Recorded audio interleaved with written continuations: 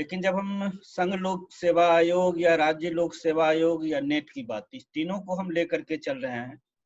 तब मेंस का जो क्वेश्चन होता है मुख्य परीक्षा के संदर्भ में अगर हम बात करें तो ये ध्यान में रखने की जरूरत होती है कि मध्यकालीन भारत के इतिहास के साथ एक मान्यता विकसित होती है कि इस्लामिक शासनकाल यहाँ से आरंभ होगा। यद्यपि भारत में इस्लामिक संपर्क की बात यदि हम करें तो वो सिंध इन्वेजन के क्रम में ही आप देखना शुरू कर देते हैं 711-12 से। लेकिन वह सिंध इन्वेजन एक क्षणिक घटना होती है जिसके समानांतर राजपूत, प्रतिहार और पालों के द्वारा परमार, प्रतिहार और राष्ट्रकूट खास करके ऐसी शक्तियां हैं जिन्होंने इस्लाम के अंतर्गत भारतीय क्षेत्र में शासन व्यवस्था को दृढ़तर या बृहत्तर क्षेत्र को प्राप्त करने नहीं दिया। इसके पश्चात 10वीं शताब्दी के उत्तरार्ध या यूं कहें कि 11वीं शताब्दी और 12वीं शताब्दी का जो चरण होता है, एक बार फिर हम देखते हैं कि भारत में इस्लामिक संपर्क या इस्लामिक अभियान आरंभ होता है और इस इस्लामिक अभियान को करने वाले तुर्क होते हैं। तुर्क मध्य एशिया के क्षेत्र में जो बहुत सारी जनजातियां थी, उन्हीं में से एक जनजाति को हम तुर्क के रूप में जानते हैं, जिन्होंने इस्लाम धर्म को स्वीकार कर लिया। तो तुर्क पहले से इस्लाम में नहीं थे। तुर्क मध्य एशिया के जनजाति हैं, ईरान क्षेत्र में हैं और इनके द्वारा हम देखते हैं कि इन्होंने इस्लाम का जो धर्म स्वीकार किया, उसके बाद इस्लाम धर्म के प्रसार के लिए अपने राजनीतिक एकता के संदर्भ में उनमें एक नया उत्साह आता है और इस उत्साह के साथ वह मध्य एशिया में भी राजनीतिक एकीकरण कर रहे होते हैं और उसी प्रक्रिया को आगे बढ़ाते हुए हम देखते हैं कि भारत में भी गजनी के द्वारा 11वीं शताब्दी में आक्रमण होता है और 11वीं और 12वीं शताब्दी का जो आक्रमण है, उस आक्रमणों में हम देख रहे होते हैं कि दिल्ली सल्तनत के स्थापना का वह एक पृष्ठभूमि तैयार करता है। मोहम्मद गजनी के आक्रमण के द्वारा भारत का मध्य एशिया के साथ इस्लाम के साथ एक संपर्क जोड़ता है और निरंतर संपर्क का वाणिज्य व्यापार के क्षेत्र में, सांस्कृतिक क्षेत्र में एक आदान प्रदान की अवधारणा विकसित होती है और उस प्रक्रिया को मोहम्मद गोरी ने और ज्यादा दृढ़ता दी। उसने भारत को विजित किया और विजित करने के पश्चात भारत से जो उसका संपर्क होता है, उस संपर्क का हम ये देखते हैं कि उसने जिस तरह से बाद में आप गौर करते हैं ब्रिटिश पीरियड को औपनिवेशिक स्वरूप के रूप में, तो मोहम्मद गोरी ने भी भारत को एक अपने उपनिवेश के तौर पर ही रखा। वह भारत में रह करके शासन नहीं करता है, वो मध्य एशिया को ही प्राथमिकता देता है। गजनी गोर से भारत का संपर्क बना रहता है एक औपनिवेशिक तौर पर और इस औपनिवेशिक संपर्क के कारण ही हम देखते हैं कि सांस्कृतिक अब संपर्क भी हो जाता है, आर्थिक संपर्क भी हो जाता है और यहाँ के लोग इस्लाम से अवगत हो जाते हैं और ये दोनों राजनीतिक गतिविधियां चलती रहती है, लेकिन सामाजिक सांस्कृतिक क्षेत्र में भी एक संपर्क का पृष्ठभूमि तैयार होता है। और उसी पृष्ठभूमि में जब 1206 में दिल्ली सल्तनत की स्थापना होती है, तो किसी विशेष प्रतिरोध को न देखते हुए हम कहते हैं यहाँ से भारत में इस्लामिक शासन या मुस्लिम शासन आरंभ होता है। और यही आपके ध्यान में होना चाहिए कि इस पीरियड को जिसकी चर्चा आज हम कर रहे हैं, सल्तनत काल के संदर्भ में जो 1206 से लेकर के 1526 तक का कालक्रम होगा, इसे मुस्लिम शासन, तुर्क शासन या दिल्ली सल्तनत के नाम से हम लोग इतिहास के अंतर्गत जब अध्ययन कर रहे होते हैं तो इस नाम के साथ देख रहे होते हैं। जब हम दिल्ली सल्तनत की बात कर रहे होते हैं तो उसमें आप सभी इस पक्ष से अवगत हैं कि इसके अंतर्गत जो बहुत प्रचलित है गुलाम वंश या मामलुक वंश, तो फर्स्ट फेज इसका होता है जो 1206 से 1290 का होगा। 1290 से लेकर के फिर 1320 तक का काल जो होता है वो खलजी काल होगा। फिर 1320 से लेकर के 1412 में से समाप्त होता है और 2 साल का गैप होता है, इसलिए 1414 भी आप कह सकते हैं। जो 1320 से गयासुद्दीन तुगलक से लेकर के 1414 तक का ये तुगलक काल। 1414 से 1451 तक 51 का पीरियड जो है वह सैयद डायनेस्टी का होता है, सैयद वंश है। और 1451 से 1526 जिसे आप लोदी वंश के नाम से जानते हैं, तो ये जो कालक्रम है जिसकी स्थापना आप जान रहे हैं, जो इसमें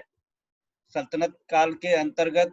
कौन कौन शासक, इसकी फिर हम लोग चर्चा करेंगे। खास करके जो हमने तुगलक के बाद कहा तो सैयद वंश का खिजर खां के द्वारा, ऑब्जेक्टिव में यही पूछा जाता है, इस पर और बहुत सारे इंपॉर्टेंट क्वेश्चन कुछ नहीं बनेंगे। और लोदी वाले में 3 3 की चर्चा उठती है, जिसमें बहलोल लोदी उसके 1451 में जो कहते हैं वहां से इनका शासन होता है। उसके बाद फिर आप सिकंदर लोदी और इब्राहिम लोदी जो लास्ट होता है, जिसको बाबर ने हराया 1526 ईस्वी में पानीपत की लड़ाई में, और वहां से मुगल साम्राज्य की बात आरंभ होती है। तो इस प्रकार से यदि हम देखें तो हम पाते हैं कि दिल्ली सल्तनत जो तुर्क साम्राज्य के अंतर्गत आप देखते हैं, इस्लामिक शासन के अंतर्गत जिसे देखते हैं, उसके बाद फिर मुगल भी वही चीज है, लेकिन अभी हम दिल्ली सल्तनत की बात कर रहे हैं, जो 13वीं शताब्दी के उत्तरार्ध से लेकर के 16वीं शताब्दी के पूर्वार्ध तक का यह चरण होता है। और इस चरण में जो विभिन्न राजवंशों की हमने बात की, उसमें पहला राजवंश जो होता है उसके तौर पर हम चर्चा करते हैं गुलाम वंश या मामलुक वंश का। और जिस तरह से अभी हमने कहा था, आपके ध्यान में एक परसेप्शन आना चाहिए कि किस तरह से हम अपनी तैयारियों को लें। तो इस पीरियड के संदर्भ में जो आपके प्राय प्रश्न पूछे जाएंगे, उनमें आप देखते हैं जो विभिन्न सुल्तान हैं, वो इल्तुतमिश है, बलबन है, अलाउद्दीन खिलजी है, मोहम्मद बिन तुगलक, फिरोज शाह तुगलक, इनके संदर्भ में प्राय आपको इनकी उपलब्धियों का मूल्यांकन, इनके प्रशासनिक सुधार, अलाउद्दीन खिलजी पर जब आप आते हैं तो उसके बाजार नियंत्रण की नीति, मोहम्मद बिन तुगलक के सुधार, इनके स्थापना चरण के संदर्भ में इल्तुतमिश और बलबन का मूल्यांकन, और फिरोज शाह तुगलक के संदर्भ में जो प्रश्न बनता है कि किस प्रकार या तो उसको कल्याणकारी पक्षों के साथ या मोहम्मद बिन तुगलक के नीतियों के छाया में उसका साम्राज्य सही स्थान नहीं ले पाया, या उसके जो क्रिटिकल क्वेश्चन कुछ बनते हैं सल्तनत के पतन के लिए भी बहुत हद तक फिरोज शाह तुगलक उत्तरदायी थे, क्या आप सहमत हैं? इस तरह के प्रश्न आपको मुख्य परीक्षा के लिए प्राय पूछे जा रहे होते हैं। रही बात इसी क्रम में जब ऑब्जेक्टिव की जो नेट की बात करें या प्रीलिम्स सब में जो पूछे जा रहे होते हैं, तो जीएस के संदर्भ में जब आप देखेंगे तो सल्तनत में कुछ क्वेश्चन पीटी का जो होता है ऑब्जेक्टिव वो जरूर पूछा जा रहा होता है, तो उसके संदर्भ में जब हम बात कर रहे होंगे तो उसी चीज को फिर आगे उसकी इसी में से कुछ प्रश्न बनेंगे जो ऑब्जेक्टिव का भी होगा,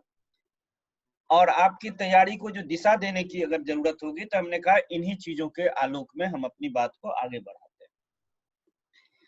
आज के वर्ग में हमने कहा कि हमारी जो बात होगी वह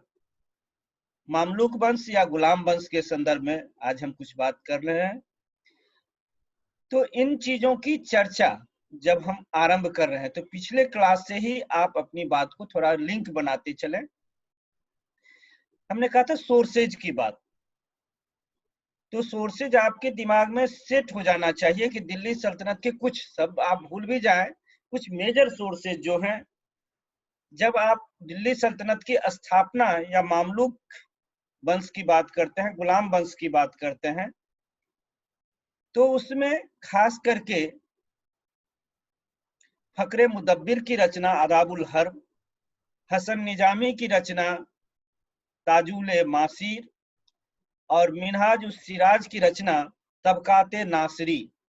ये 3 टेक्स्ट में जो खास करके आपके लिए महत्वपूर्ण होता है सल्तनत के स्थापना चरण या मामलूक गुलाम वंश के लिए। यहीं से बलबन के काल से ही बरनी की रचना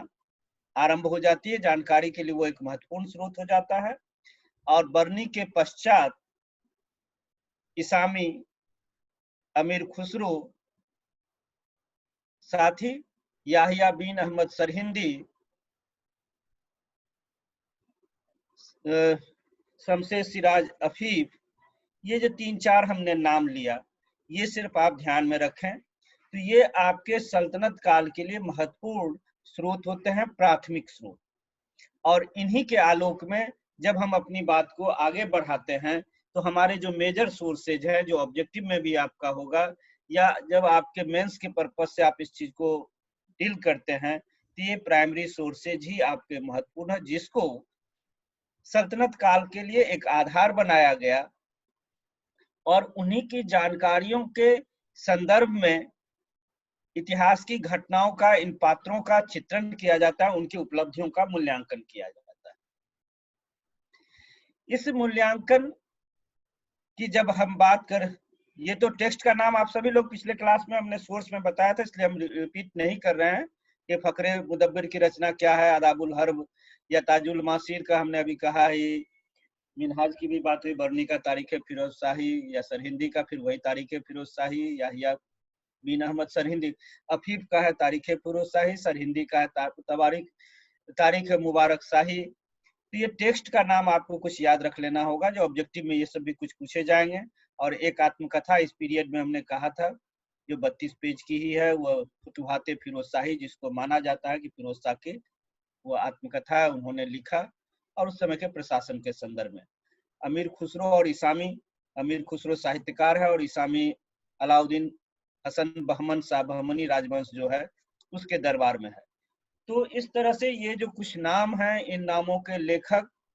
के तौर पर, स्रोत के तौर पर उनका कहाँ से जुड़ा हुआ है, क्योंकि इसामी का नाम आता है तो इसलिए आपको वो पता होना चाहिए कि दिल्ली सल्तनत से नहीं, दिल्ली सल्तनत के जो एक विरोधी क्षेत्र है बहमन साम्राज्य,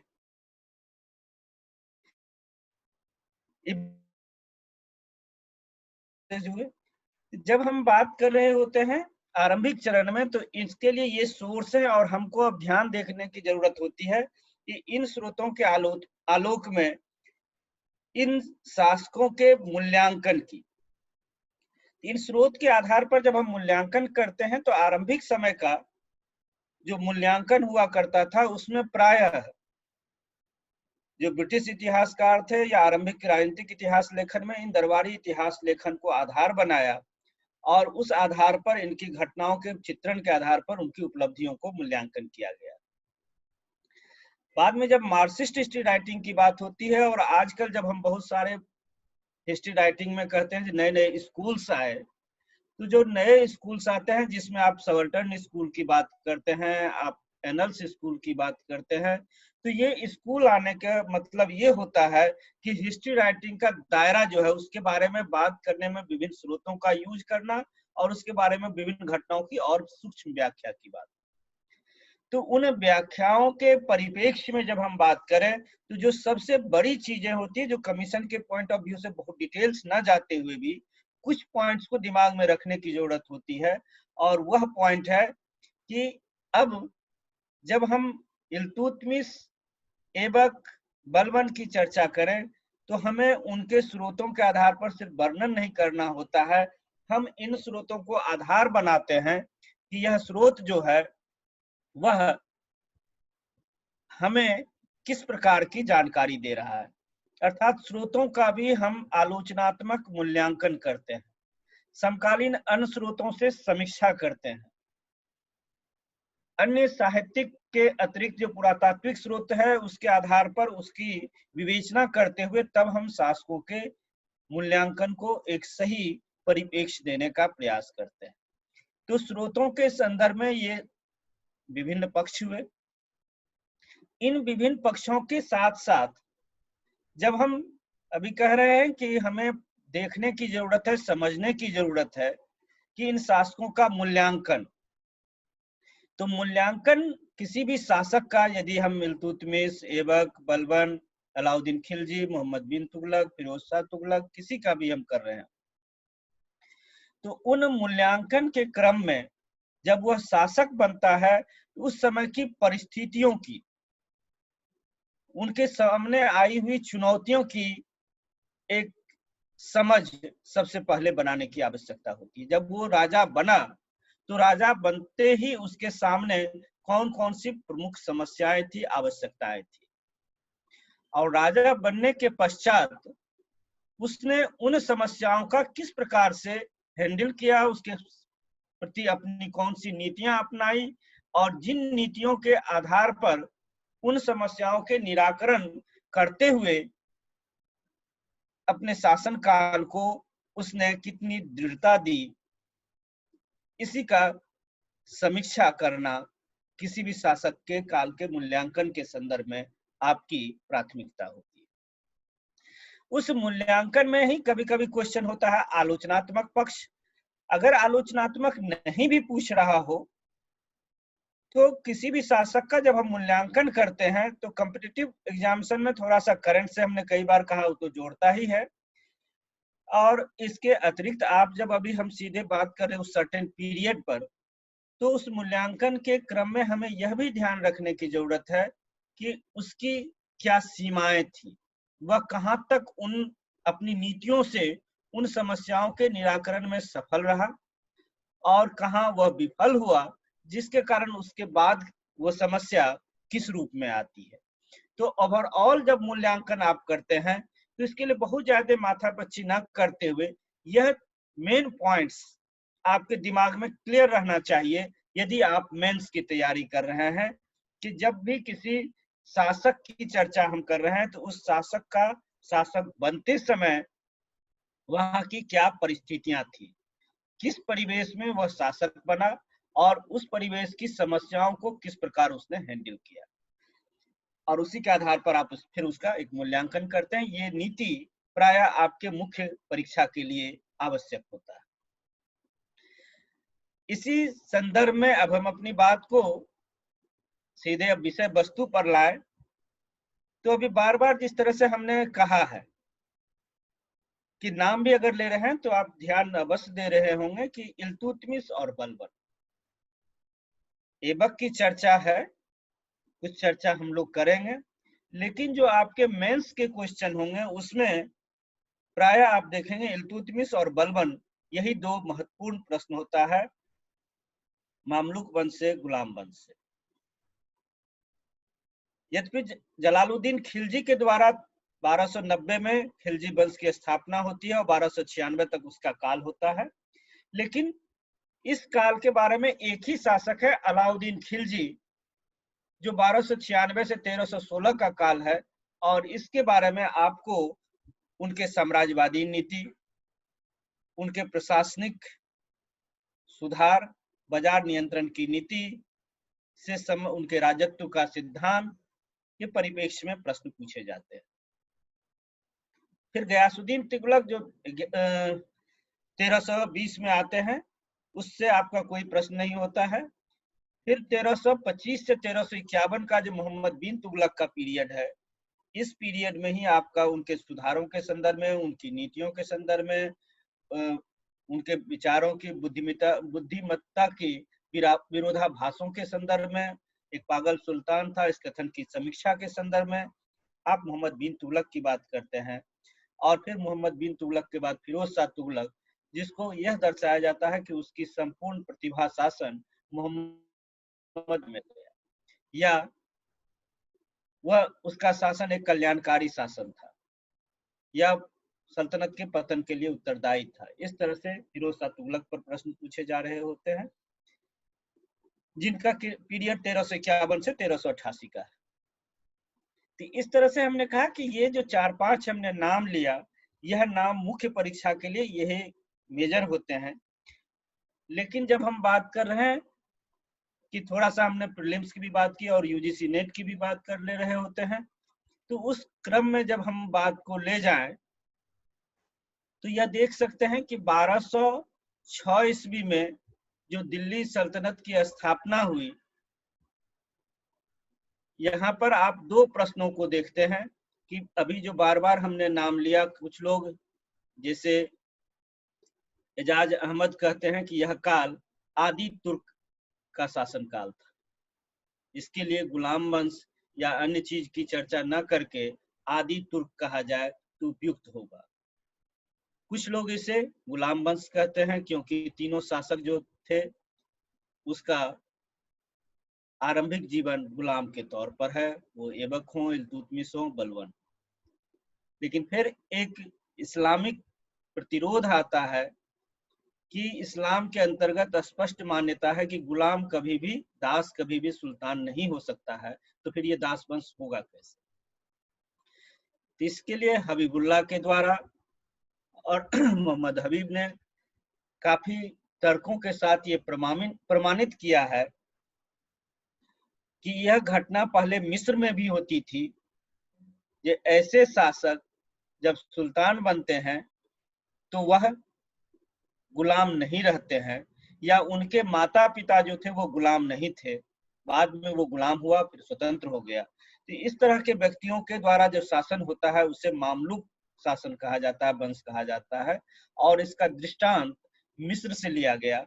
और उसी आधार पर कहा गया कि इस वंश को मामलुक वंश कहना उचित होगा। तो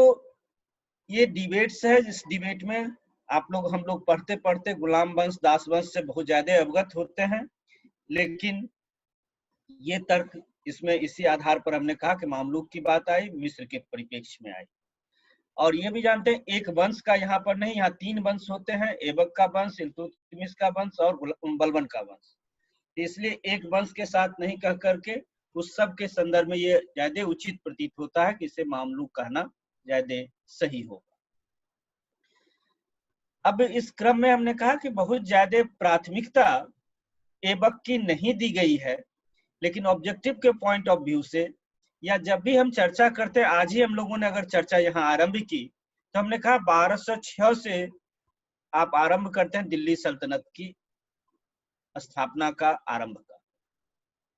तो इस परिप्रेक्ष्य में जब हम बात करते हैं तो कहते हैं कि किसी राजवंश का जो पहला शासक होगा उसे हम उसके संस्थापक के रूप में जानेंगे। लेकिन आरपी त्रिपाठी के द्वारा जो तर्क दिए गए हैं, उन्होंने कहा कि यह स्पष्ट नहीं होता है कि वह पहला सुल्तान के रूप में कुछ कर पाया, दिल्ली सल्तनत को वजूद दे पाया, बल्कि यह कहना ज्यादा उचित होगा कि दिल्ली सल्तनत का पहला शासक जो था वह इल्तुतमिश था। और इसी चीज को यदि आप थोड़ा सा और आगे ले जाएं, फिरोज शाह तुगलक के द्वारा सल्तनत के सुल्तानों की एक सूची दी गई है और उस सूची में वह इल्तुतमिश से आरंभ करता है, ऐबक का नाम नहीं लेता। इसलिए यह एक विवाद का विषय बनता है। इसमें मतैक्य कि कौन पहला सुल्तान था। तो पहला निश्चित रूप से 1206 में जो हुआ, अगर इस विषय पर हम लोग ध्यान रखें तो वो ऐबक सुल्तान हुआ और कुतुबुद्दीन ऐबक दिल्ली सल्तनत का संस्थापक था। लेकिन जिस तरह से फिरोज शाह तुगलक ने इग्नोर किया है, आरपी त्रिपाठी के द्वारा इल्तुतमिश की प्राथमिकता दी गई है। बाद के इतिहासकारों ने भी जिस प्रकार से चीजों को रखा है, उससे यही एक सेंटेंस फिर उसमें ये जुड़ जाता है क्वेश्चन में, कि भी कभी कभी पूछ रहा होता है कि दिल्ली सल्तनत का वास्तविक संस्थापक इल्तुतमिश था, क्योंकि संस्थापक या पहला सुल्तान तो ऐबक था ही, लेकिन एक शब्द उसमें थोड़ा सा अलग कर दिया गया, वो वास्तविक का पक्ष। अब रही बात ऐबक के संदर्भ में, तो ये ऐबक के बारे में हम जानते हैं कि वह मोहम्मद गोरी का गुलाम था, दास था। एक तुर्क होते हुए अच्छी शिक्षा दीक्षा मिलने के कारण, खास करके सैन्य प्रतिभा और अपनी बुद्धिमत्ता के कारण वह सिपाह सालार बनता है, मलिक बनता है। तो मलिक जो था, सिपाह सालार को मलिक कहा जाता था उस पीरियड में। तो मोहम्मद गोरी के द्वारा अपना सिपाह सालार या मलिक के रूप में उसे चयनित किया गया। उसे वली अहद की कोई उपाधि उन्हें नहीं दी गई थी। तो इस रूप में जब भारत पर मोहम्मद गोरी के आक्रमण हुए थे तो उसमें कुतुबुद्दीन ऐबक की बहुत ही महत्वपूर्ण भूमिका रही और भारत के उनके विजयों का एक तरह से उसने नेतृत्व किया था। यहाँ पर उसके शासन को स्थिरता देने का प्रयास किया और इस क्षेत्र का प्रतिनिधि के तौर पर मोहम्मद गोरी ने ऐबक को ही नियुक्त कर रखा था। ऐबक के कोई पुत्र नहीं थे, जिसके कारण कई बार इतिहास में ये कोट किया जाता है कि उसने कहा कि किसी भी सुल्तान का 1, 2, 3 बच्चे होते हैं, हमारे हजारों जो हमारे दास हैं वो हमारे हजारों बच्चे हैं और हमारा नाम, हमारा यश इन्हीं के द्वारा आगे भी चलता रहेगा। तो इन दासों के परिप्रेक्ष्य में उनकी जो अवधारणा थी, इस अवधारणा के साथ हम देखते हैं जब 1205-6 में जब उनकी मृत्यु होती है तो मृत्यु के पश्चात स्वतः उनका साम्राज्य जो था गौड़ साम्राज्य, वह उनके 3 दासों के बीच विभक्त हो जाता है, जिसमें गजनी गौड़ का क्षेत्र यालदोज को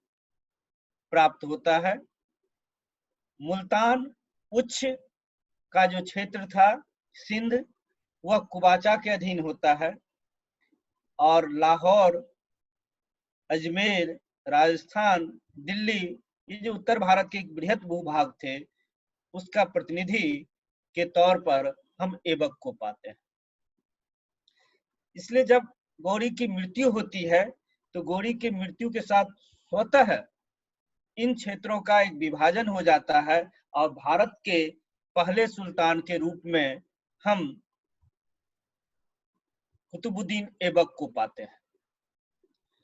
लेकिन 1206 से लेकर के 1208 का काल है, इस काल में यह कहा जाता है कि उसने कभी भी अपने आप को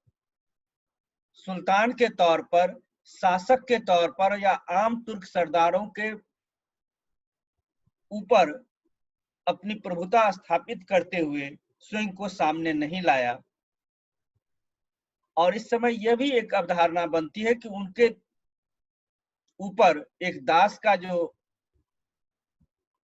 स्वरूप था वह लगा हुआ था, इसलिए इन क्षेत्रों का वह प्रांतपति के रूप में ही काम करता रहा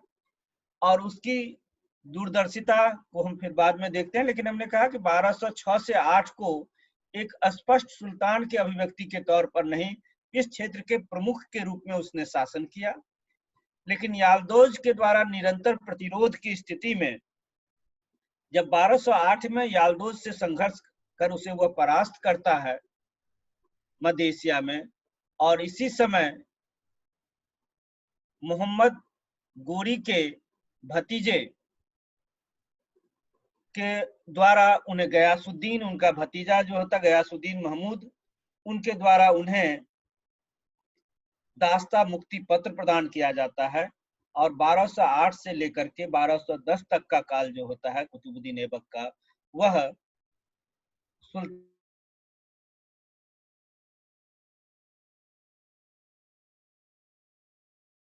कुतुबुद्दीन ऐबक के साथ चिन्हित करना हो तो वह 1191-92 जो तराइन की लड़ाई है वहां से लेकर के 1206 तक का काल होता है, जो कुतुबुद्दीन के प्रतिनिधि के तौर पर उसने उत्तर भारत के विभिन्न राजपूताना क्षेत्र, पंजाब के क्षेत्र में अपनी सैन्य प्रतिभा को दर्शाया और उन पर भरोसा करते हुए गोरी ने उसे यहाँ का प्रतिनिधि बनाया। 1206 ईस्वी में कुतुबुद्दीन ऐबक दिल्ली का प्रथम शासक बनता है। यद्यपि उसका शासन लाहौर से ही संचालित किया गया, लेकिन एक राजधानी के रूप में विकसित करने की प्रक्रिया उसके समय में दिल्ली के लिए आरंभ हो जाती है। वो दिल्ली से शासन नहीं करता है, वो लाहौर से ही शासन करता है। उसकी मृत्यु भी लाहौर में ही हम देखते हैं। लेकिन ऐबक का जो 1206 से लेकर 1208 का पीरियड है, जिसे 1206 से 1210 तक वह दिल्ली का सुल्तान बना रहा। लेकिन दूसरा फेज जो 1206 से 8 है, इस पीरियड में हम देखते हैं कि एक सुल्तान के तौर पर, एक शासक के रूप में जिस दूरदर्शिता की,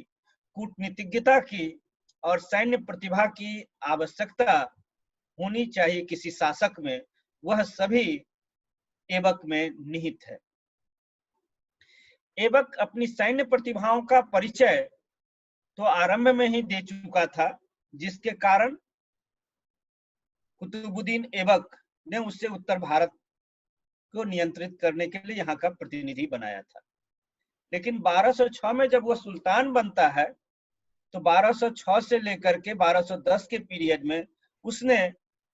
जिस दक्षता, कूटनीतिज्ञता, दूरदर्शिता का परिचय दिया,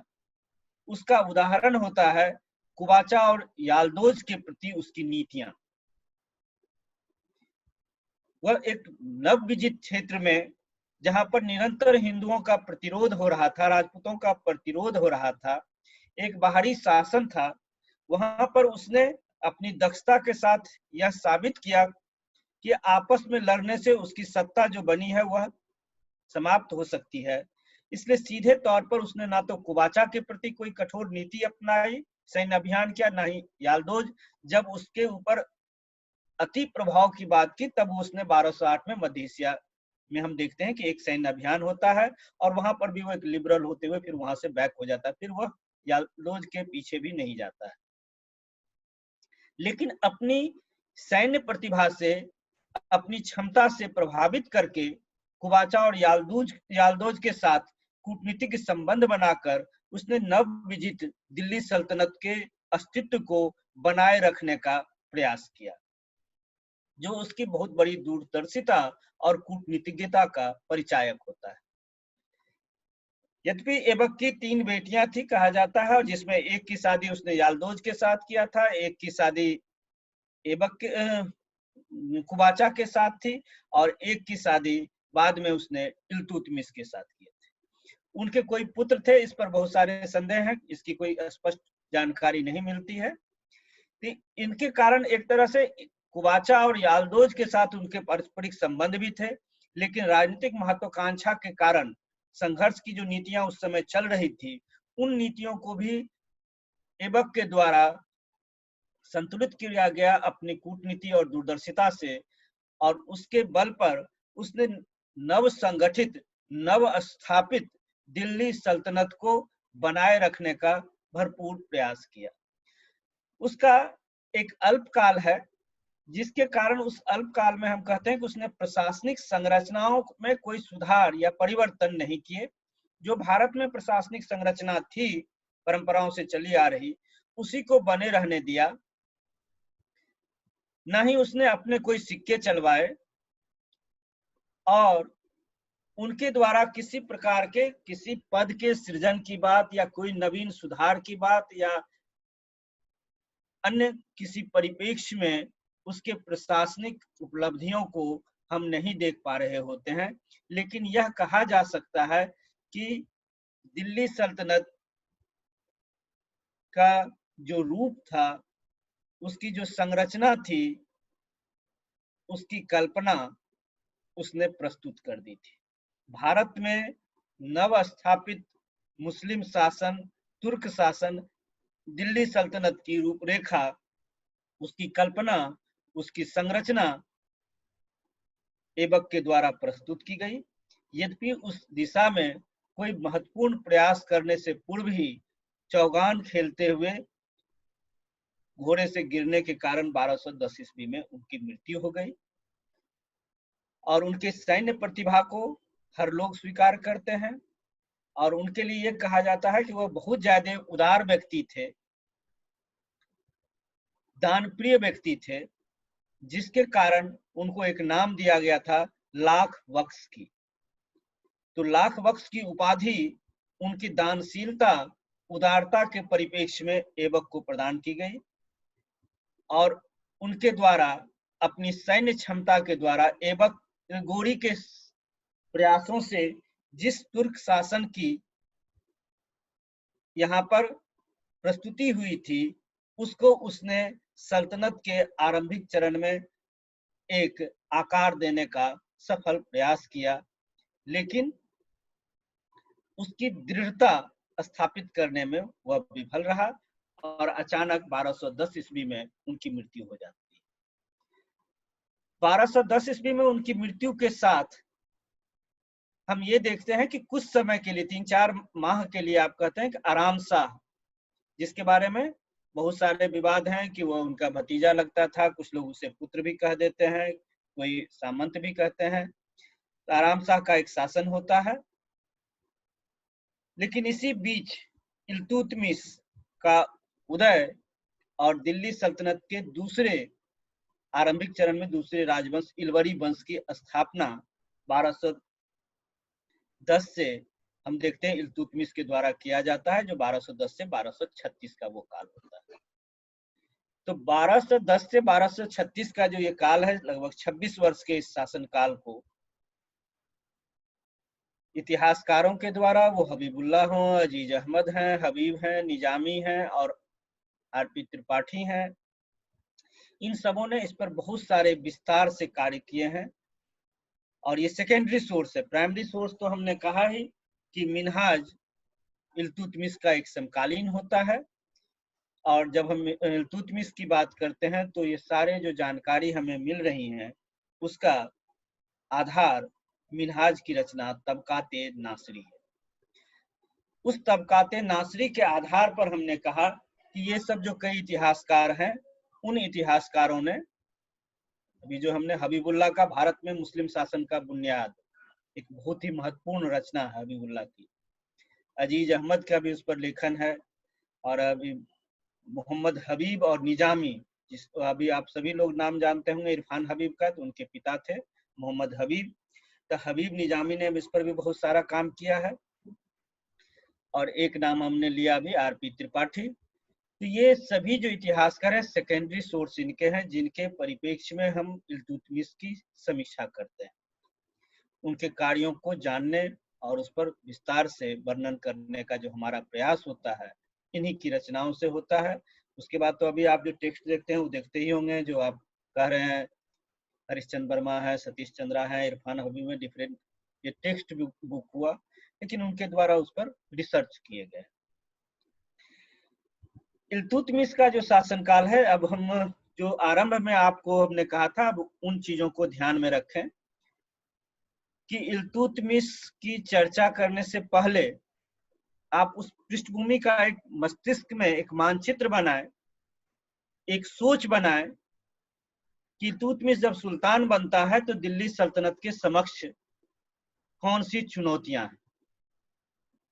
उन्हीं चुनौतियों के परिप्रेक्ष्य में इल्तुतमिश की उपलब्धि, या यह कहना कि दिल्ली सल्तनत का वास्तविक शासक था, संस्थापक शासक था, ये सारे जो स्टेटमेंट होंगे वो उसी परिप्रेक्ष्य में आपको जाएंगे। तो जो क्वेश्चन पूछा जाएगा, हमने कहा मेंस के पर्पज से, और उसी क्रम में कुछ बातें आएंगी जो ऑब्जेक्टिव का भी होगा। तो मेडिवल पीरियड में इल्तुतमिश को हमने सल्तनत पीरियड में बहुत ज्यादा अगर प्राथमिकता दी है, तो प्राथमिकता का भी हमने कहा कि ऐबक जब उसकी मृत्यु होती है तो उत्तर भारत के कई राजपूत शासक जो थे उन्होंने अपनी स्वतंत्रता को बहाल करने की कोशिश की, उन्होंने विरोध करना आरंभ कर दिया था। इसी प्रकार से दूसरा पक्ष देखते हैं, जब कुतुबुद्दीन ऐबक की मृत्यु होती है तो उस समय उसके दरबार में दो प्रशासकों का वर्ग या उमराओं का वर्ग है, कुतबी और मुइज्जी। तो ये जो कुतबी और मुइज्जी, कुतुबुद्दीन ऐबक के समर्थक और गोरी के समर्थक, दो वर्ग थे सामंतों का। उन दोनों सामंतों के द्वारा भी यह मान करके कि इल्तुतमिश जो है वह दास का भी दास था, क्योंकि कुतुबुद्दीन ऐबक का वो दास था, इसलिए उसको वो सम्मान देने में वो हिचक रहे थे, और इस कारण इल्तुतमिश की स्थिति कमजोर हो रही थी। तो जब उसे साम्राज्य मिला है, सल्तनत का सुल्तान वो बनता है, तो राजपूताना के विद्रोह हो रहे हैं। कुतबी मुइज्जी सामंत जो हैं उनका आधिपत्य उनके ऊपर सुल्तान का जो है कमजोर होता जा रहा है। कुबाचा और यालदोज जो हैं वह दिल्ली सल्तनत के इस बड़े भूभाग पर अपने नियंत्रण को स्थापित करना चाहते हैं। इसी समय मंगोल 2021 से मंगोल आक्रमण का खतरा दिल्ली सल्तनत की सीमा पर आ जाता है। बंगाल में वहां के जो शासक हैं अली मर्दान, उनके द्वारा विद्रोह किया जाता है।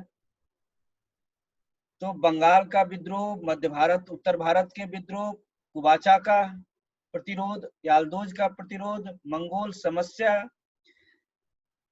प्रशासनिक संरचना। किसी भी साम्राज्य के लिए हमने कहा कि अगर आप किसी सुल्तनत या साम्राज्य की बात करते हैं तो उसका एक निश्चित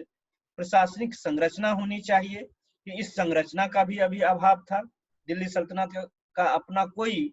प्रशासनिक स्वरूप उभर कर सामने नहीं आया था, और आम जनता में, इस्लामिक जगत में इस साम्राज्य को एक प्रतिष्ठा, एक पहचान दिलवाना और अपने वंश को स्थायित्व देना, ये सब कई ऐसी चुनौतियां हैं, जो समस्याएं हैं। उन समस्याओं के बीच 1210 ईस्वी में इल्तुतमिश दिल्ली में दिल्ली सल्तनत का सुल्तान बनता है। और सुल्तान जब वह बनता है तो उससे पहले ही हम देखते हैं कि 1200 के आसपास उसने अपनी प्रतिभा का, जबरदस्त सैन्य प्रतिभा का जबरदस्त परिचय दिया था। यह सर्वविदित है कि वह तुर्क में इलवरी वंश के सरदार इलक खां के पुत्र थे। उनके भाइयों ने प्रतिस्पर्धावश, क्योंकि वो देखने में बहुत ही स्मार्ट थे, बहुत ही तेज थे, विलक्षण थे, इसलिए छुप करके उन्हें बेच दिया था। बाद में गोरी ने उन्हें 1 लाख जीतल में खरीदा था। और 1200 ईस्वी के ग्वालियर और बयाना का जो अभियान हुआ, उस अभियान में इसने जब अपनी बहुत ही जबरदस्त सैन्य प्रतिभा का परिचय दिया, उस प्रतिभा के कारण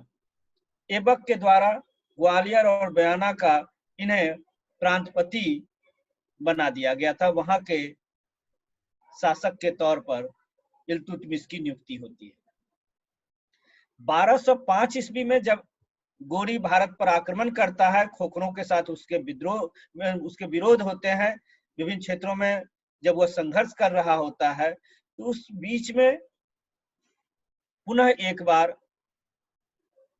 इल्तुतमिश के द्वारा अपनी सैन्य प्रतिभा का परिचय कराया जाता है, प्रस्तुति की जाती है, जिससे गोरी प्रसन्न होता है और वह ऐबक को कहता है कि आप इसे अपनी दास्ता से मुक्त कर दें। जिसके कारण हम देखते हैं कि इल्तुतमिश को 1205 ईस्वी में ही दास्ता से मुक्त कर दिया गया था ऐबक के द्वारा, और ऐबक ने अपनी एक पुत्री का विवाह भी कर दिया। साथ ही दिल्ली सल्तनत का जो सबसे ज्यादा महत्वपूर्ण इक्ता था बदायूं, तो बदायूं का उन्हें इक्तदार नियुक्त किया गया। जब वह दिल्ली का सुल्तान बनता है, उससे पहले वह बदायूं का इक्तदार था। दिल्ली सल्तनत में एक प्रतिस्पर्धा चल रही थी। ऐबक की मृत्यु के पश्चात 1210 ईस्वी में उन्हें मृत्यु पश्चात सरदारों का आमंत्रण मिलता है, और लाहौर में उनके द्वारा आराम शाह को परास्त करके अपने आप को उन्होंने दिल्ली का सुल्तान घोषित किया। और हम देखते हैं कि अब इसी काल से दिल्ली सल्तनत की स्थापना लाहौर के बजाय दिल्ली होने लगती है। दिल्ली का महत्व ऐबक के समय भी था, और इसी का उदाहरण है कि आप जानते हैं कि अजमेर में दिल्ली के जो कुतुबुद्दीन ऐबक के जो कुछ कार्य हैं वास्तुकला के क्षेत्र में, स्थापत्य कला में,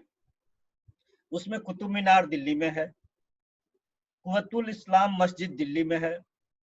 और 2.5 दिन का झोपड़ा अजमेर में था। तो अजमेर और लाहौर इस सब एरिया में तो उनका शासन था ही, लेकिन दिल्ली को भी एक राजधानी के विकसित क्षेत्र के तौर पर उसने विकसित करने का प्रयास किया था, को एक राजधानी था, लाहौर की जगह दिल्ली को अपना केंद्र बनाता है। तो 1210 में दिल्ली का सुल्तान के तौर पर हम इल्तुतमिश को देखते हैं, और जब वह दिल्ली का सुल्तान बनता है तो उसके समक्ष ये कई चुनौतियां हैं। उन चुनौतियों के पृष्ठभूमि में ही उनके मूल्यांकन की बात हम देखते हैं, हम चर्चा करते हैं। तो इसमें जब आप उसके शासन को, अभी हमने कहा जब बात करें तो कुछ कुतबी और मुइजी सामंतों पर नियंत्रण, राजपूताना पर नियंत्रण, कुबाचा और यालदोज के साथ संबंध निर्धारण, मंगोलों के साथ संबंध निर्धारण, बंगाल के क्षेत्र पर अपना प्रभाव स्थापित करना, इस्लामिक जगत में अपनी प्रतिष्ठा स्थापित करना और एक स्पष्ट प्रशासनिक संरचना का निर्माण करना, ये सब कई ऐसे बिंदु हैं। इन्हीं बिंदुओं के परिप्रेक्ष्य में हम ये विश्लेषित करते हैं कि वह दिल्ली सल्तनत का पहला वास्तविक संस्थापक शासक के तौर पर, या दिल्ली सल्तनत के वास्तविक शासक कहें या एक महत्वपूर्ण शासक के रूप में इल्तुतमिश को चिन्हित करते हैं। तो उसके लिए यही सब पक्ष होते हैं जिनके निराकरण में उन्होंने जो दूरदर्शिता प्रदर्शित की वह प्रमाणित करता है कि वह दिल्ली सल्तनत का वास्तविक शासक था। और इसी कारण हबीबुल्लाह के द्वारा कहा गया है कि कुतुबुद्दीन ऐबक ने सल्तनत की जिस संरचना की रूपरेखा खींची थी, जो कल्पना की थी, उसको वास्तविक स्वरूप में स्थापित करने का प्रयास इल्तुतमिश के द्वारा किया गया। उस कल्पना को हकीकत में परिवर्तित उसने किया। यही कारण है कि हम इन्हें दिल्ली सल्तनत का वास्तविक संस्थापक कह सकते हैं। और जब हम उनकी उपलब्धियों पर बात करें तो हम ये देख सकते हैं कि उनके शासनकाल को अगर आप 3 चरण में विभक्त कर लें, जिस तरह से ऐबक में भी हमने बांटा कि 1192 से लेकर के 1206 से 1208, 1208 से 1210। इसी तरह से इल्तुतमिश के शासनकाल को फिर 1210 से 20, 20 से 27-28 और 27-28 से लेकर के फिर 1236। इस 3 चरण में अगर हम बांटे तो हम देख सकते हैं जो पहला चरण है उस चरण में इल्तुतमिश ने अपनी दूरदर्शिता का परिचय, अपनी एक सक्षम शासक के गुणों का परिचय देते हुए दिल्ली सल्तनत के अस्तित्व पर प्रश्न चिन्ह लगाने वाले जो 2 पक्ष थे उस पर उसने विशेष ध्यान दिया। और वो पहला पक्ष था जो उसके अधीन ही था, कुतबी और मुइजी सामंतों को नियंत्रित करना, जो उनकी अधीनता स्वीकार करने में या दासों के दास के रूप में उसे चित्रित करने में निरंतर प्रयास कर रहे होते थे। तो इस प्रयासों को वह नकारते हुए इन दोनों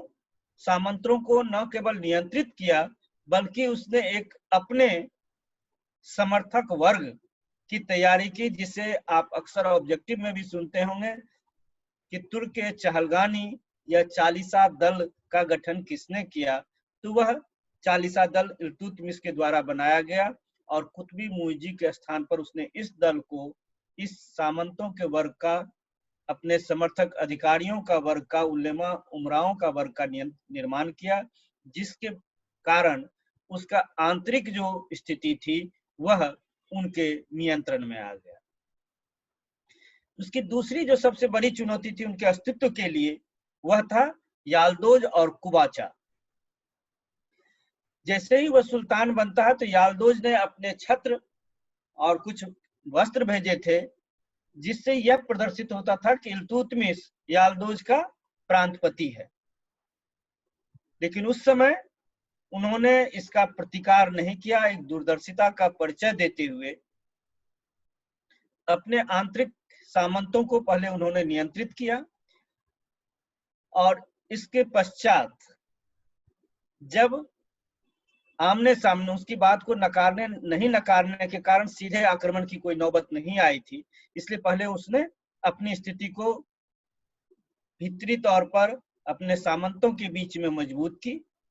इसके बाद 1214-15 ईस्वी में यालदोज के द्वारा भारत पर आक्रमण किया जाता है और जब वह लाहौर पंजाब के क्षेत्र में आ रहा है वहीं पर उसके साथ लड़ाई होती है।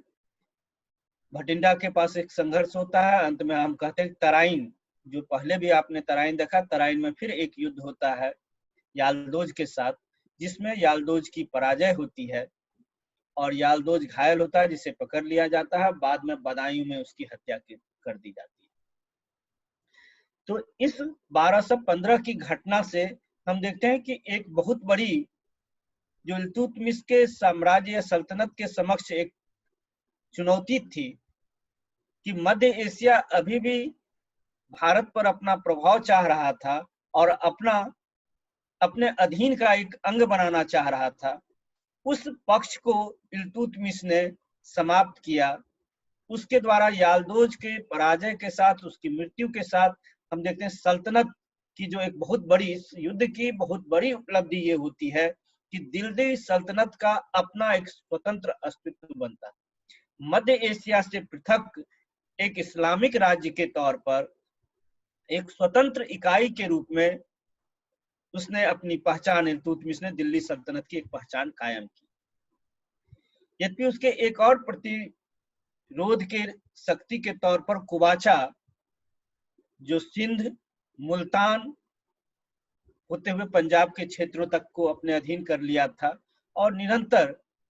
अपनी स्वतंत्रता को वह प्रमाणित कर रहा था। इल्तुतमिश के प्रतिरोध में वह खड़ा था। इस प्रतिरोध शक्ति को उसने 1217 ईस्वी में यालदोज के पराजय के पश्चात फिर पंजाब पर आक्रमण किया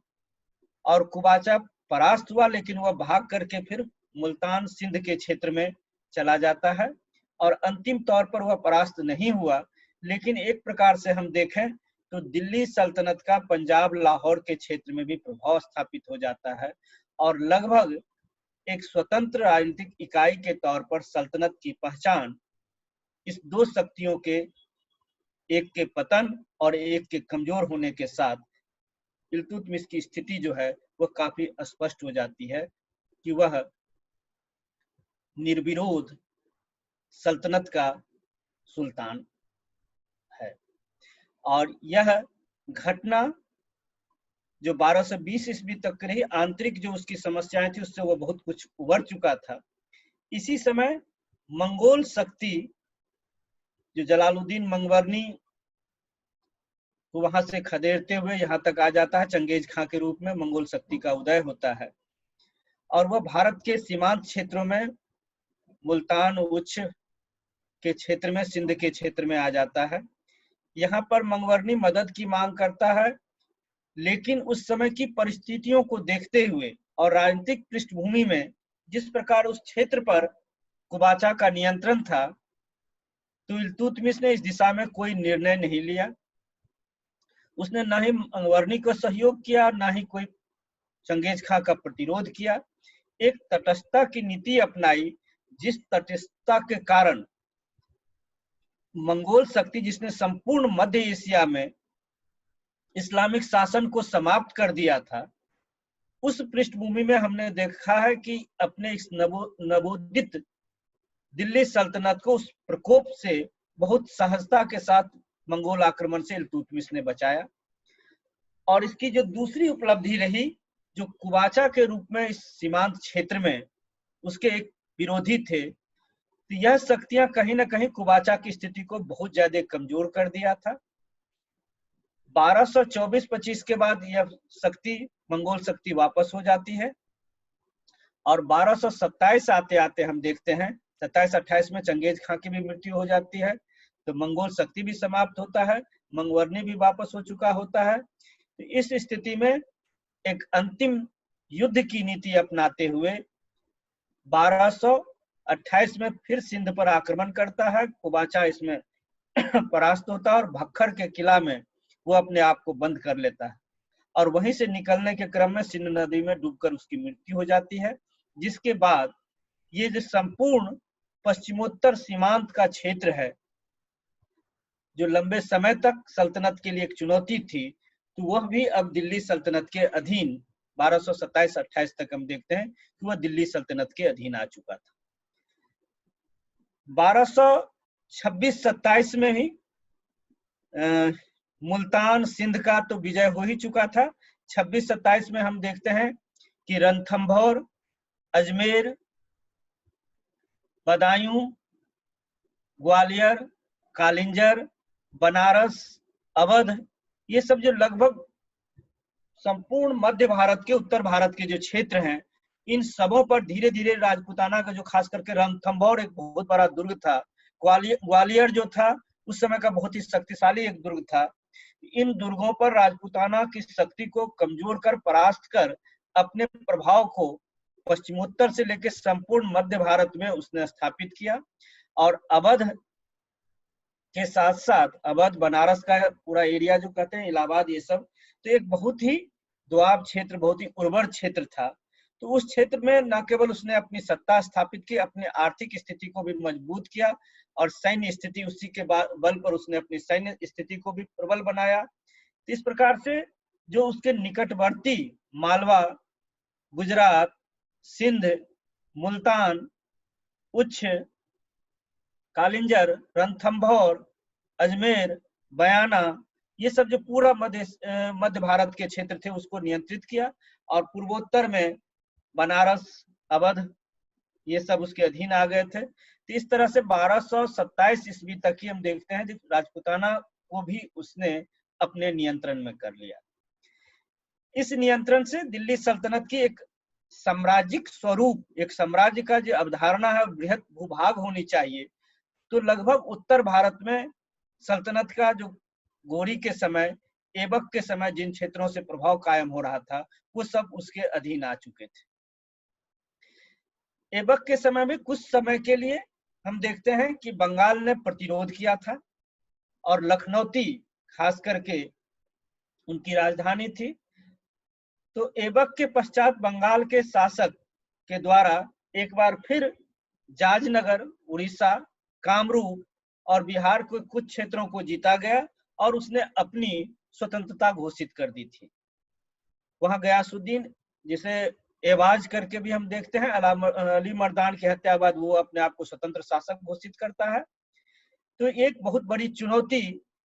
इस क्षेत्र में, जो बाद में आप निरंतर देखेंगे कि दिल्ली सल्तनत हो या मुगल काल हो, बंगाल सदैव अपनी महत्वाकांक्षा, अपनी समृद्धि के कारण केंद्र की सत्ता को चुनौती दे रहा होता है। तो इल्तुतमिश के समय भी एक चुनौती मिलती है, जिसको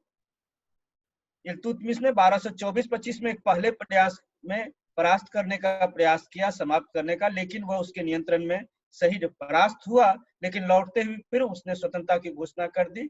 इसलिए 1226-27 में पुनः दूसरा आक्रमण हुआ, और 1230-31 के बाद हम देखते हैं कि दिल्ली सल्तनत का एक अभिन्न अंग बंगाल भी बन जाता है। तो बंगाल तक का क्षेत्र पूरब की दिशा में, पश्चिम में पूरा मुल्तान, उच्च, सिंध, लाहौर, संपूर्ण मध्य भारत, तो एक बृहत भूभाग को 1228-29 तक तो उसने जीत ही लिया। कुछ क्षेत्र जो बचे हुए थे, जिसमें उज्जैन, नागदा, भिलसा, ये सब कुछ क्षेत्र हैं, जिसको 1233-34 में उसने विजित किया। और साम्राज्य विस्तार के साथ साथ 1229 के बाद की जो घटना है, हम उसमें देखते हैं कि उसने साम्राज्य विस्तार के साथ साथ एक स्पष्ट प्रशासनिक संरचना भी प्रस्तुत करने का प्रयास किया। एक शासक की वस्तु स्थिति को जब आप चित्रित करते हैं, तो उसकी स्वतंत्रता, उसकी एक अपनी पहचान, अस्मिता, जब तक आप संपूर्ण प्रशासनिक संरचना के परिप्रेक्ष्य में नहीं देखेंगे, तब तक आप उसे वास्तविक शासक की संज्ञा से चिन्हित नहीं करते हैं। तो हमने कहा कि पहले उसने आंतरिक चुनौतियों का 1210 से 20 तक समाप्त किया। 20 से 28 तक के उसके अन्य जो प्रतिरोधी थे, जो समस्याएं दिल्ली सल्तनत के अस्तित्व के समक्ष आई थी, या क्षेत्रीय शक्तियों का प्रतिरोध था, उन प्रतिरोधों को एक तरह से उसने निर्मूल कर दिया। और 1228-29 के बाद उसने छिटपुट इन शक्तियों के ऊपर भी नियंत्रण रखा, साथ ही अब प्रशासनिक क्षेत्र में भी उसने कई सुधार करके एक शासक के तौर पर अपनी प्रतिभा का परिचय दिया, और दिल्ली सल्तनत की स्थिति को मजबूत करने का प्रयास किया। जिसमें उसकी जो सबसे महत्वपूर्ण उपलब्धि होती है, वो है 1229 ईस्वी में उनके द्वारा बगदाद के खलीफा ने उन्हें भेजा था, जिनका नाम था अल मुस्तनसीर बिल्लाह। वहां के खलीफा थे अल मुस्तनसीर बिल्लाह, जिनके द्वारा मानाभिषेक या मंसूरा उन्हें प्रदान किया गया। यद्यपि यह एक प्रतीकात्मक पक्ष है, लेकिन इस्लाम धर्म के अंतर्गत खलीफा के द्वारा जब उसे ये मंसूरा प्राप्त हुआ, मानाभिषेक पत्र प्राप्त हुआ, तो उसमें इस्लामिक जगत में धार्मिक दृष्टिकोण से भी हम देखते हैं कि दिल्ली सल्तनत की एक अपनी पहचान बनती है। और इसी समय उनको एक उपाधि भी मिलती है, नासिर उल मोमीन। तो ये नासिर उल मोमीन की उपाधि के साथ एक स्वतंत्र धार्मिक मान्यता प्राप्त इस्लामिक क्षेत्र के रूप में, शासक के रूप में और इस्लामिक साम्राज्य के 1200 इल्तुतमिश के द्वारा कायम। इनके ये धार्मिक मान्यता एक वैचारिक आधार होता है, जिसने इस्लाम जगत में वैचारिक तौर पर इस सल्तनत को स्वरूप दिया, लेकिन एक वास्तविक आधार की भी जरूरत होती है। बिना उसके सल्तनत के स्थायित्व और निरंतरता की बात नहीं कर सकते हैं। तो इस दिशा में भी एक पहले प्रयास इल्तुतमिश के द्वारा ही की गई, और वह प्रयास है इक्ता व्यवस्था। अक्ता व्यवस्था आप कहें या इक्ता व्यवस्था या इक्तदार के तौर पर, अक्ता के जो अधिकारी होते थे उसे इक्तदार या इक्तदार व्यवस्था के अंतर्गत आप इसे देखते हैं। तो एक प्रशासनिक संरचना के अंतर्गत प्रशासन को विभिन्न क्षेत्रों में बांटकर, अक्ताओं में बांटकर और वहां अपने प्रतिनिधियों को नियुक्त करके वहां की शासन व्यवस्था को व्यवस्थित करने का प्रयास इल्तुतमिश के द्वारा किया गया। एक पहली प्रशासनिक संरचना की प्रस्तुति का प्रयास जो हम देखते हैं, इस आलोक में कहते हैं कि दिल्ली सल्तनत को एक निश्चित आकार देने की कोशिश इनके द्वारा हुई। यद्यपि ये नहीं है कि उसने संपूर्ण प्रशासनिक संरचना को बदल दिया। भारत में जो शासन व्यवस्था चल रही थी वो शासन व्यवस्था चलती रही, लेकिन उसके साथ साथ अब कुछ इस्लामिक विचारों को, मान्यताओं को भी प्रशासन में स्थापित किया गया, जिसमें बड़े बड़े प्रांतों को जो अक्ता के तौर पर दिए गए, तो वहां के इक्तदार जो थे वह न केवल सुल्तान के प्रति स्वामी भक्त बने रहे, बल्कि वहां से उन्हें सैन्य सुविधा और वहां से आर्थिक संसाधन भी केंद्र को प्राप्त होने लगा, जिसमें सुल्तानत को, सुल्तान को बहुत प्रयास करने, उनके प्रतिनिधि के तौर पर वो उस क्षेत्र में काम करते थे और वहां से इन चीजों को उपलब्ध करवाते थे। तो ये खास करके लाहौर, पंजाब, मुल्तान, अजमेर, रणथंभौर, ग्वालियर, ये सब बड़े क्षेत्र, लेकिन दोआब का जो क्षेत्र था उसको बड़े प्रांतों में, इन क्षेत्रों में भी उसने यह कोशिश की एकता व्यवस्था का, जो आप पहले का जागीर कहते हैं या राजपूत काल में या पहले जो था उससे सामंती काल में, उससे एक भिन्नता ये आती है कि ये वंशानुगत नहीं था, समय समय पर बदलता रहता था। इसलिए इन शासकों की भूमिका जो है वह निश्चित रूप से, हेलो,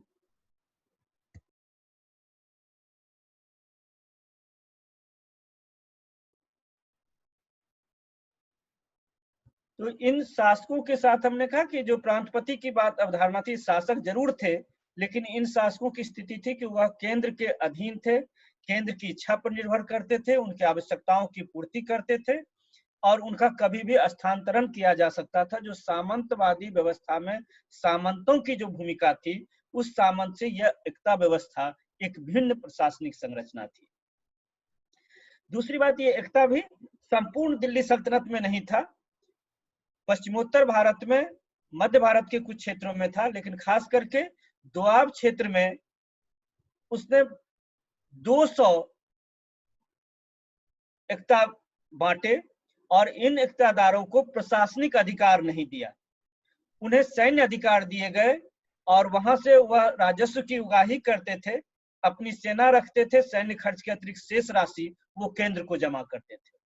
तो इस प्रकार से लगभग जो एक समृद्ध क्षेत्र था, वहां के राजस्व को नियंत्रित करना और वहां पर केंद्र के शासन को मजबूत करने का एक बहुत ही बेहतरीन प्रशासनिक व्यवस्था इस एकता के स्वरूप में हम देखते हैं। तो एकता व्यवस्था का दो पक्ष होता है, एक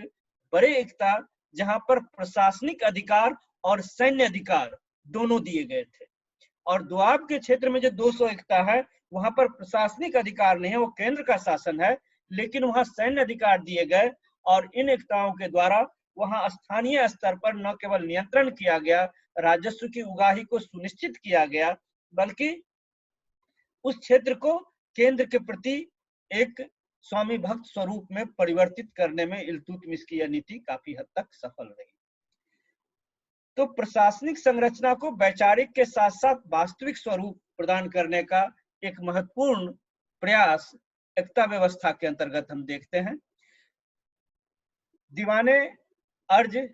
जो वजीर व्यवस्था होता है, दीवाने इंसा और दीवाने सद्र, इस तरह के शासन की संरचना में कुछ पदों का जो मध्यकाल में इस्लाम के अंतर्गत आप देखते हैं मध्य एशियाई क्षेत्र में, उस प्रकार के केंद्रीय शासन की संरचना को भी प्रस्तुत किया गया। लेकिन दीवाने अर्ज का, दीवाने वजारत था, दीवाने अर्ज की जो बात हम करते हैं, जो सैन्य विभाग, उसकी प्रस्तुति या उसकी स्पष्ट संरचना इल्तुतमिश के द्वारा नहीं हुई थी। एक बहुत बड़ी केंद्रीय सेना हम इस काल में नहीं देखते हैं। इस समय इनके द्वारा सरजानदार, एक टर्म होता है, जानदार कहें सरजानदार कहें, जो एक केंद्रीय सेना होती थी जिसमें हस्मे अतराफ, हस्मे अल्फ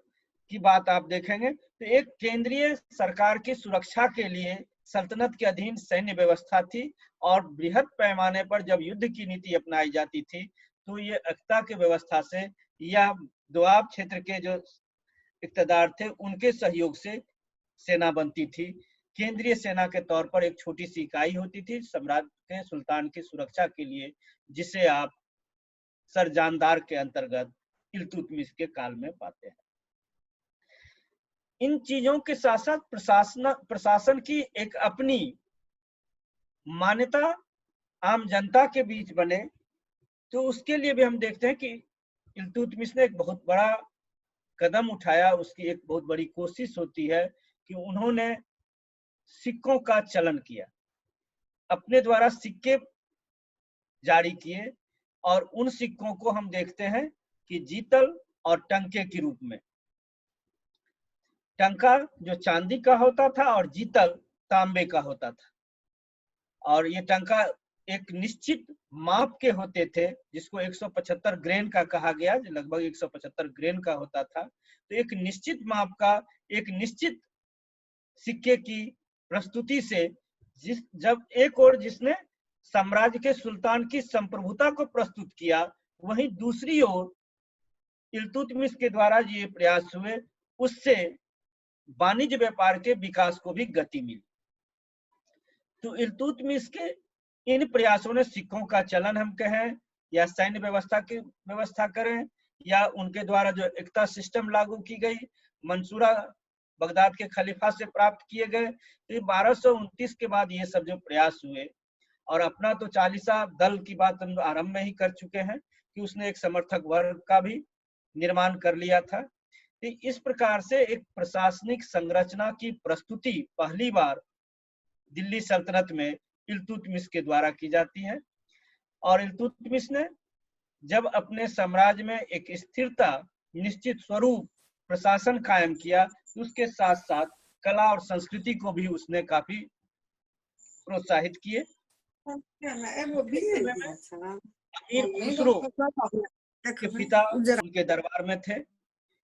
मिनहाज उस सिराज की बात हमने कई बार की, एक विद्वान थे। जुनौदी बहुत बड़े विद्वान थे जो उनके दरबार में संरक्षण पा रहे हैं। उन्हीं के समय में कुतुब मीनार का निर्माण जो है वो 1233 ईस्वी में पूरा होता है, जिसको ऐबक ने आरंभ किया था। तो कुतुब मीनार का निर्माण किया। उनके द्वारा 2 मदरसे, मीजिया और नासिरिया, 2 मदरसे भी बनाए गए। हौजे शम्स करके दिल्ली में एक क्षेत्र का निर्माण किया जाता है, हौजे शम्स का। तो इस तरह से कला संस्कृति के क्षेत्र में भी इल्तुतमिश के द्वारा विशेष ध्यान दिया गया। संस्कृति के अन्य पक्षों का जो विकास किया गया, वह दर्शाता है कि इल्तुतमिश दिल्ली सल्तनत के अंतर्गत न केवल सल्तनत की संरचना निर्मित की, बल्कि इनके विभिन्न पक्षों के विकास का भी मार्ग प्रशस्त किया। तो इस प्रकार से जो इनकी विभिन्न उपलब्धियां हैं, 1236 ईस्वी में उनकी जब मृत्यु होती है, तो मृत्यु से पहले दिल्ली सल्तनत के एक संरचना को उसने स्थापित कर दिया था, एक स्थायित्व प्रदान कर दिया था। तो दिल्ली सल्तनत के स्थायित्व के संदर्भ में यह कहा जाता है कि इल्तुतमिश दिल्ली सल्तनत का वास्तविक शासक था। और इसको आरपी त्रिपाठी ने, हबीबुल्लाह ने, मोहम्मद हबीब ने, सबों ने स्वीकार किया है। और इनकी उपलब्धियां जो है वह बहुमुखी है।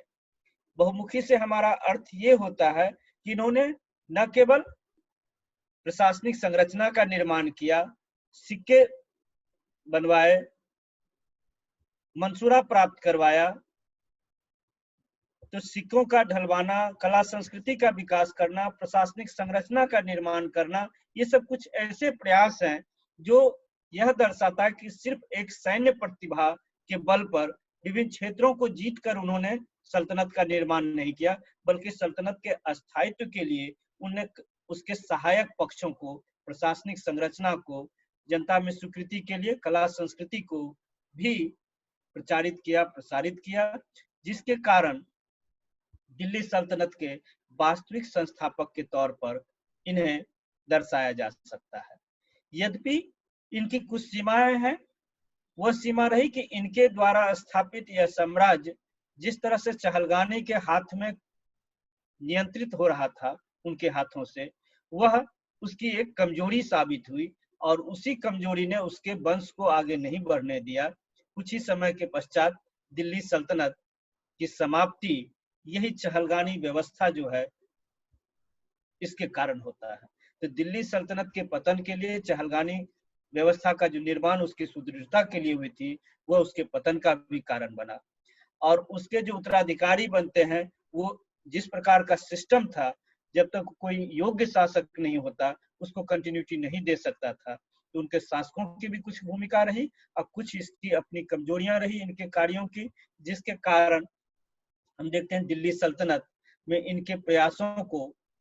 एक विराम लगता है बलबन के द्वारा, और फिर से एक प्रयास होता है जिसमें हम ये कहते हैं कि बलबन दिल्ली सल्तनत का सुदृढ़ीकरण करता था, क्योंकि बलबन के काल में ही स्थापना चरण ने एक पूर्णता को प्राप्त की थी। तो दिल्ली सल्तनत के पूर्णता को हम बलबन के संदर्भ में देखेंगे, वहां पर थोड़ा सा कंपैरेटिव भी स्टडी कर लेंगे। लेकिन ये बीच का जो पीरियड है, तो उसमें हमने कहा 36 से लेकर के खास करके 1236 से 46 के बीच में 10 सुल्तान हुए, और 10 सुल्तान की स्थिति है जो कुछ समय के लिए होते हैं, उनकी मृत्यु। इसमें एकमात्र रजिया सुल्तान है जिसको 1236 से 1240 इल्तुतमिश के बाद, वो लिस्ट आपको बहुत ज्यादा हम इसलिए क्योंकि आप लोग जब पढ़ेंगे तो एक ध्यान में रखेंगे, गुलाम वंश में कहीं देखेंगे 9 शासक है, कहीं 11 शासक की बात। 9 की चर्चा इसलिए होती है कि आराम शाह का जिक्र प्राय नहीं किया जाता है, और बाद में कैमूर्स की भी चर्चा उसको हटा देते हैं, तब फिर 9 हो जाता है। इन दोनों को जोड़ते हैं तो 11 शासक होते हैं। और इल्तुतमिश के बाद रुकनुद्दीन फिरोज शाह 1236 में होता है। 1236 में ही उनकी मृत्यु, उसकी हत्या करके रजिया सुल्तान बनती है, जो 1240 तक होती है। 1240 ईस्वी में रजिया सुल्तान की भी हत्या की जाती है, और बहराम शाह सुल्तान बनता है, जो 1240 से 42 तक होता है। 1242 से 46 अलाउद्दीन मसूद शाह होता है, और 1246 से लेकर के 1265-66 तक नासरुद्दीन महमूद का काल है, जिसमें बलबन वजीर के रूप में होता है, प्रधानमंत्री के रूप में। और 1266 से 86-87 का काल आप कहते हैं बलबन का काल है, जो दिल्ली सल्तनत की स्थापना को पूरा करता है। 87 से 90 के बीच में फिर कैकुबाद और कैमुर्स होता है। 87 से 90 ही कैकुबाद है, 90 में कुछ दिनों के लिए कैमुर्स का शासन होता है, और 1290 में सल्तनत के इस वंश की समाप्ति, और 90 से फिर जलालुद्दीन खिलजी के द्वारा खलजी वंश की स्थापना होती है, जिसको हम साम्राज्य विस्तार या साम्राज्यवादी चरण के रूप में देखेंगे। लेकिन हमने ये कहा कि ये चरण जो है, इसका ये बीच का जो पीरियड है 1236 से लेकर 46 तक का, उसमें बहुत ज्यादा प्रमुखता इसलिए नहीं कि एकमात्र रजिया सुल्तान की बात उठती है और उसके शासन की दो प्रमुखता होती है कि वह जनता के समर्थन से बनती हैं और एक महिला के रूप में पहली सुल्तान बनती हैं और अपनी प्रतिभा के बल पर वह प्रयास करती हैं, लेकिन उस समय के पितृसत्तात्मक अवधारणाओं के सीमा के अंतर्गत और साथ ही राजनीतिक षड्यंत्र में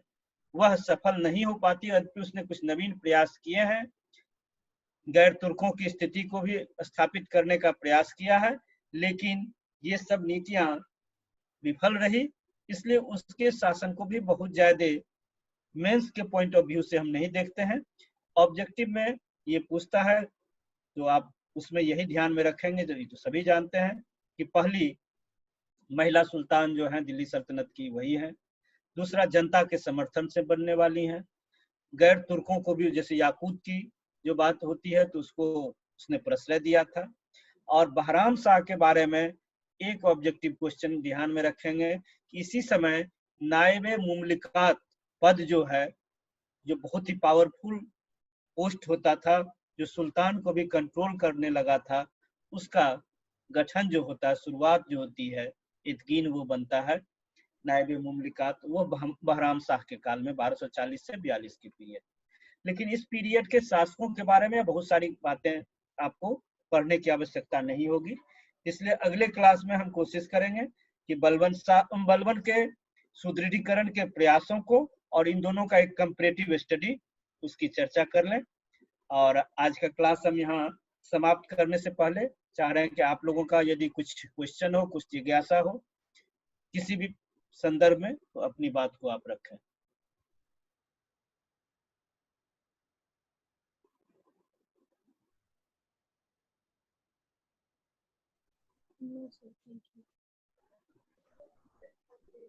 हमने एक परसेप्शन दिया है, क्योंकि जब लगातार हम बोल रहे हैं, हम जान रहे हैं कि आप बहुत चीज को नोट डाउन भी नहीं किए, कुछ मेन पॉइंट्स ही आप नोट डाउन, लेकिन हमने एक स्ट्रक्चर दिया है, एक कंसेप्ट दिया है कि आप इस तरह से मेंस के पॉइंट ऑफ व्यू से भी, और जो कुछ हमने कहा जैसे 1229 में मंसूरा मिला, या इल्तुतमिश के बारे में हमने कहा कि उसके द्वारा मंगोल आक्रमण जो हुआ था 2021 में होता है, तराइन की लड़ाई 1215 में होती है याल्दोज के साथ। तो ये सब जो कुछ ऑब्जेक्टिव्स यही बन रहे होंगे। और इसमें सल्तनत पीरियड में चहलगानी का गठन किसने किया, तो इल्तुतमिश ने किया। तो ऑब्जेक्टिव का पॉइंट ऑफ व्यू से कुछ चीजों को आप ध्यान में रखेंगे। हमने कहा कि आप जब मेंस के ख्याल से तैयारी करते हैं तो ये